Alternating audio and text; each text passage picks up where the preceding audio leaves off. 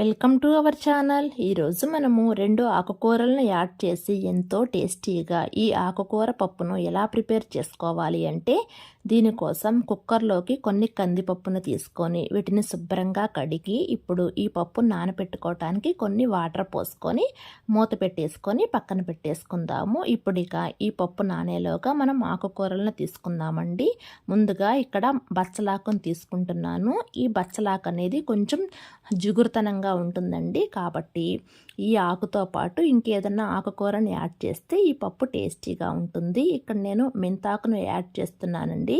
ఈ రెండిటి కాంబినేషన్లో పప్పు చాలా బాగుంటుంది. ఈ 2 ఆకులను కడిగి ఇలా సన్నగా ముక్కలుగా కట్ చేసుకొని పప్పు నానిన తర్వాత వీటిని కుక్కర్లోకి వేస్తున్నాను. తర్వాత ఒక 4 పండిన టమాటా ముక్కలు, ఒక 4 పెద్ద సైజున్న ఉల్లిపాయ ముక్కలు, 5-6 వెల్లుల్లి రెబ్బలు. వెల్లుల్లిని నేను ఇక్కడ పోపులో వేయటం లేదండి, మీకు కావాలంటే పోపులోనైనా సరే వేసుకోవచ్చు. తర్వాత ఒక 4 పచ్చిమిర్చి, కొద్దిగా పసుపు, మీ కారానికి సరిపడా కారాన్ని కూడా వేసుకొని కారం వేసుకున్న తర్వాత ఒక స్పూన్ ఆయిల్ వేసుకొని అయినా సరే మనం పప్పును ఉడికించేసుకోవచ్చు. ఇక 4 విజిల్స్ వచ్చి పప్పు ఉడికిన తర్వాత ఇక పప్పుని ఈ విధంగా మెత్తగా మెదిపేసుకొని దీనిలో మనం ఫస్ట్లో చింతపండు యాడ్ చేయటం లేదండి. ఇక్కడ చింతపండును ముందుగానే నానబెట్టేసుకొని ఆ పులుసును వేసుకుంటున్నాము.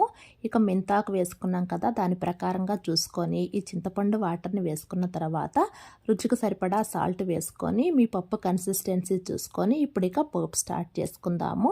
ఒక పోపు ప్యాన్లో కొద్దిగా ఆయిల్ వేసుకొని తర్వాత కొన్ని ఆవాలు, కొన్ని శనగపప్పు, ఒక ఎండుమిర్చి, కొద్దిగా కరివేపాకు, కొద్దిగా జీలకర్ర.